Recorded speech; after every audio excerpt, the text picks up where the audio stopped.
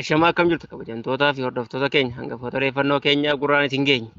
Mana hidhaa Karchallee Ambootti lubbuun namoota afurii darbuun dhaga'ame.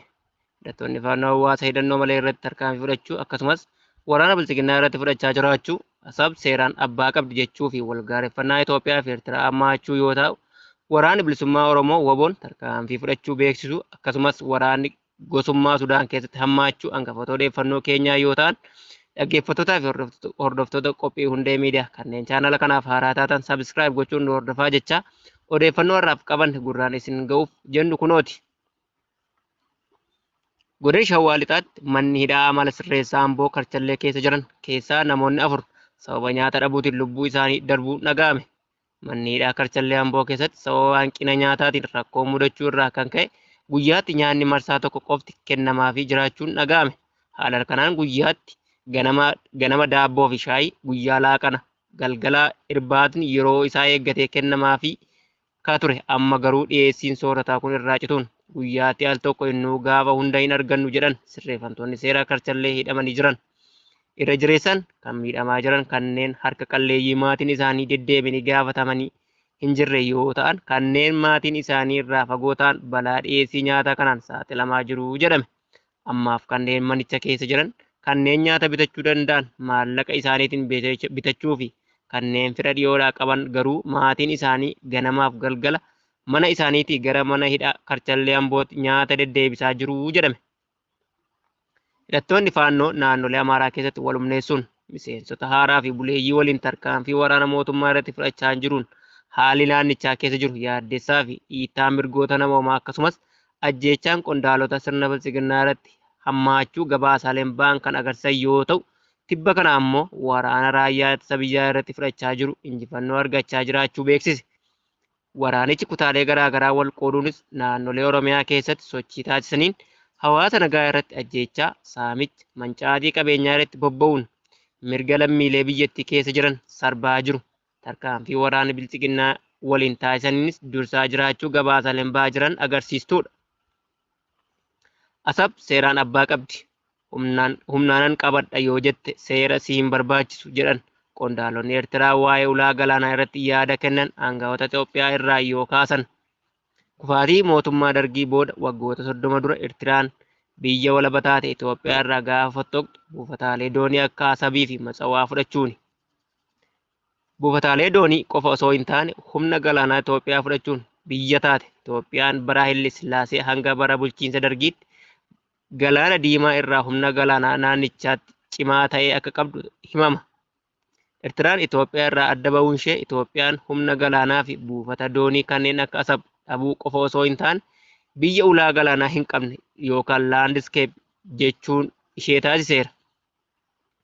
Muummichi ministeeraa Abiy Ahmad aangootti akkuma dhufaniin waggoota hedduuf kan hin turre humna galaanaa hundeessan.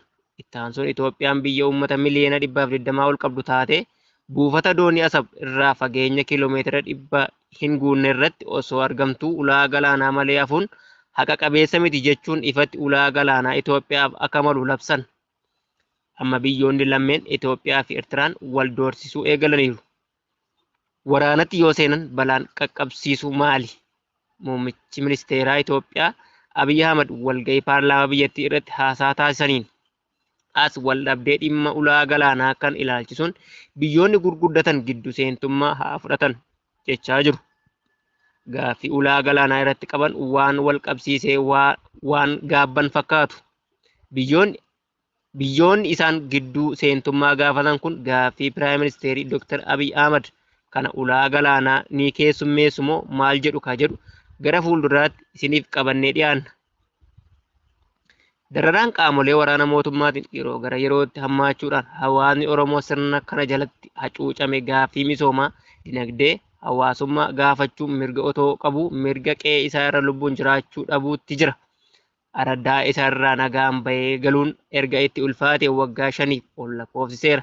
Dararaa fi ajjeechaan lammiilee ishee irratti taasifamu kan qorachuuf waraanni bilisummaa Oromoo gara qabsoo qawweetti akka jechuuf ulaa banee fi miseensa isaas akkaan baay'isu kutaa Oromiyaa cufa keessatti sochii cimsuun bakkeewwan lolli keessa hin jirrettis Waraana isaa leenjisuun miseensa waraanaa siigilii hamma birgeediitti lolee lolchiisuun amma sadarkaa lola jajjabaa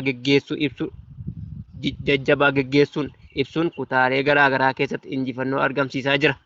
Haaluma kanaan onkololeessa 30 bara 2025 waraanni bilisummaa Oromoo zooniin giddugala lixa shaggar aanaa Midaaqany bakka addaa Qarmii Guurrannee jedhamutti opereeshinii qindaa'aa caasaa mootummaan ijaare uummata saamsisaa jiru. Kanneen akka farra riphee lolaa, poolisii, milishoota garaa bakkeecha jirtu irratti fudhateen battalatti 3 ajjeesuun 32 fayyaa booji'uun 18 achi buuteen isaanii dhabamuu gama meeshaa waraanaatiin qawwee akaamaa 15 fi SKS 2 rasaasa akaamaa 1800 fi 83 irraa hiikee moonaa qabsoo bilisummaa Oromoof galii godheera. Kanneen lolicha kana irratti hin hirmaannes lola jabaa waraanni bilisummaa Oromoo geggeessu kana yaaddoo itti ta'uun mooraa waraana mootummaa kana keessaa baafamaa jiraachuun eerameera.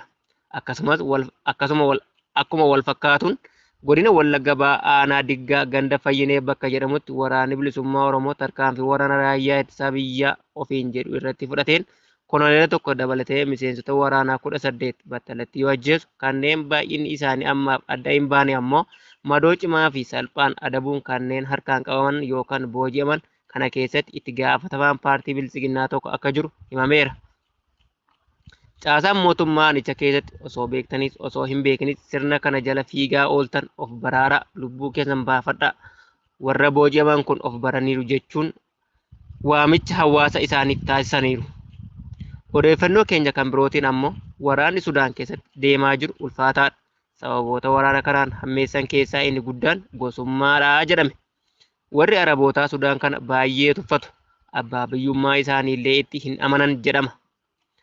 Waraan hameetti gaafa bakka waraana Burhaan deeggaru tokko qabatee ijoollee fi maanguddoo osoo hin jedhin bifa haaloo baannaatiin duguuga. Waraanni Al-Burhaan gaafa naannoo hameetti deeggaru qabate ammoo akkasuma hunda walitti qabee daguuga.